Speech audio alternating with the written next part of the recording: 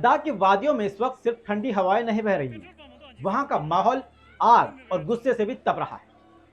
केंद्र शासित प्रदेश बने लद्दाख में लोग पूर्ण राज्य का दर्जा और छठी अनुसूची में शामिल किए जाने की मांग को लेकर सड़कों पर उतर आए हैं और अब यह आंदोलन शांतिपूर्ण धरनों से निकलकर हिंसा की ओर मुड़ चुका है। ये तस्वीरें उसकी गवाह हैं। बुधवार की सुबह लेह शहर में जहां हजारों छात्र, महिलाएं और आम लोग हाथों में बैनर लिए नारा लगा रहे थे कि तभी अचानक दो महिला प्रदर्शनकारियों अंशुक और अंशुक डोलमा इनकी तबीयत बिगड़ गई।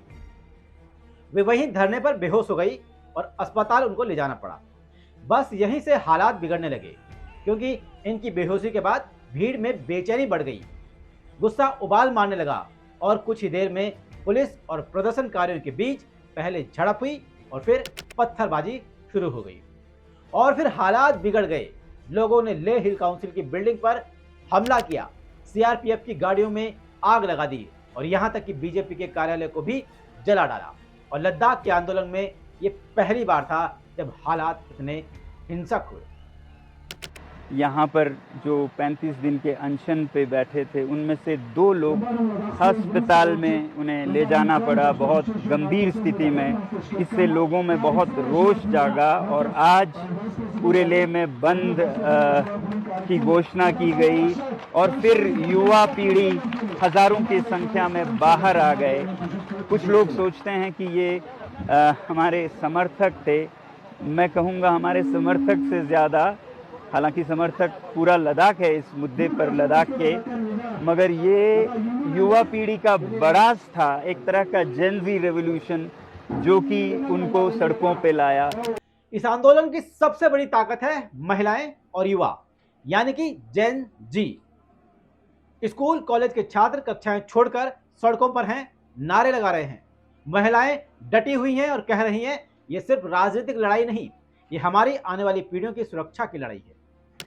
दरअसल पिछले 15 दिनों से भूख हड़ताल पर बैठे हैं सोनम वांगचुक। उनकी मांग साफ है कि लद्दाख को छठी अनुसूची का दर्जा दो, लद्दाखियों के जंगल, जमीन और रोजगार को सुरक्षित करो।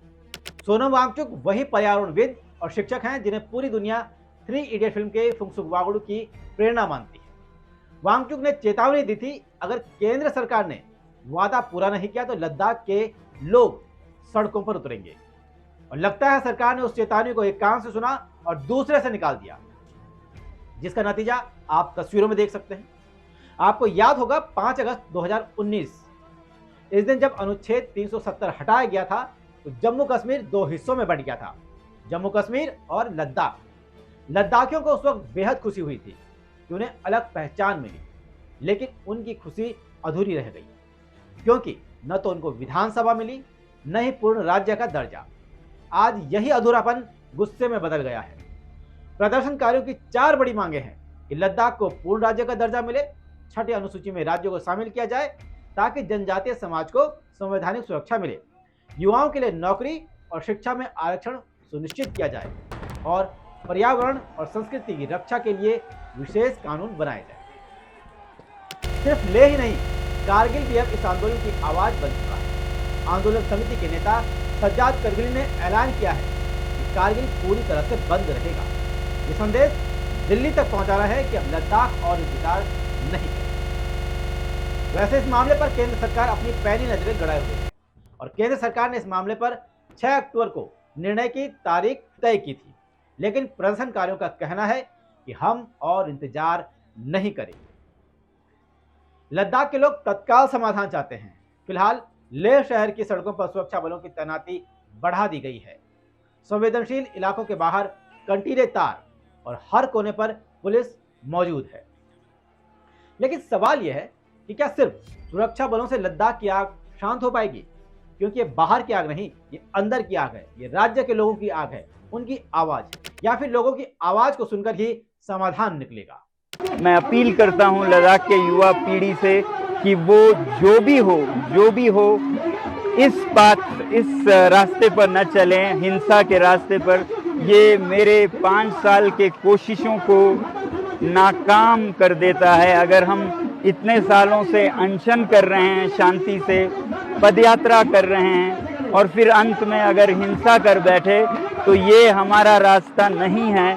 इसलिए मैं फिर युवा पीढ़ी से हाथ जोड़कर विनती करता हूं कि हम शांति के ही रास्ते से सरकार को कहें, और सरकार भी मैं चाहता हूं कि शांति के संदेश को सुने।